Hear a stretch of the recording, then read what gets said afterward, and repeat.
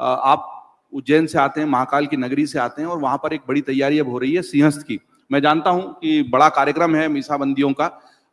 एक आपातकाल का भी प्रश्न था, वो मैंने रखा है, बाद में तो उस पर आपसे पूछूंगा। एक दो सवाल और हैं, उसके बाद कुछ हम पर्यावरण प्रेमियों का सम्मान करेंगे, उतना ही आपका और समय चाहिए।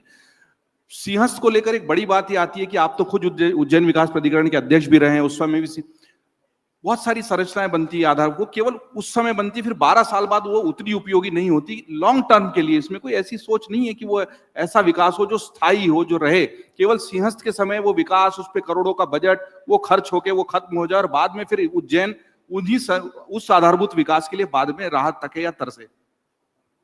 मैं आपसे सहमत हूं, इसीलिए मैं इस बार आपको आश्वस्त कर सकता हूं, इस वर्ष सिंहस्थ जो मनेगा, सिंहस्थ के माध्यम से केवल उज्जैन नहीं, केवल मध्य प्रदेश नहीं, ये भारत के गौरव का स्थान बनेगा। ये पक्की बात कह सकता हूं, इतना अद्भुत बना।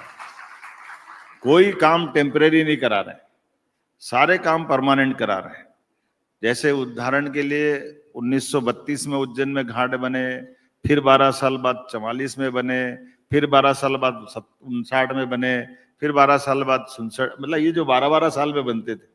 अब की बार हमने उज्जैन में 30 किलोमीटर के घाट बनाए, बार बार का झंझट ही नहीं, एक ही बार में बना दो, ताकि हमारे यहाँ से एक दिन में 24 घंटे के अंदर 5 करोड़ लोग स्नान कर सकें उज्जैन में। ये हम प्रबंधन उज्जैन के लिए कर रहे हैं। उसी प्रकार से जितने टेम्परेरी स्ट्रक्चर बनते हैं साधु संतों के, हम उनको अपने सबको एक 5-5 बीघा के भूखंड खरीदने के लिए प्रेरित करते हुए परमानेंट उनकी अपनी बिल्डिंग बने, तो हरिद्वार की तर्ज पे उज्जैन बन जाए, ये झंझटी खत्म, कहाँ टेम्परेरी खर्चा करे। मुझे बताया गया महाराज जी, महामंडलेश्वर जूना पीठाधीश्वर अवधेशानंद जी महाराज ने, कि मैं इलाहाबाद में अभी गया, टेम्परेरी रूप से 40 करोड़ रुपए खर्चे हो गए। कैलासानंद जी महाराज बोले मेरे 50 करोड़ खर्चे हो गए। तो 2-2 महीने के लिए इतने इतने पैसे खर्चे होते, तो दर्द तो अपने सबको होता, उनको भी होता, सब उखड़ जाता वो बात। हमने कहा इसकी जरूरत नहीं महाराज जी, अब तो आप एक बार करना और बाद में पीढ़ियां उसमें उपयोग करती रहेगी। ये प्रबंधन हमारी तरफ से होगा।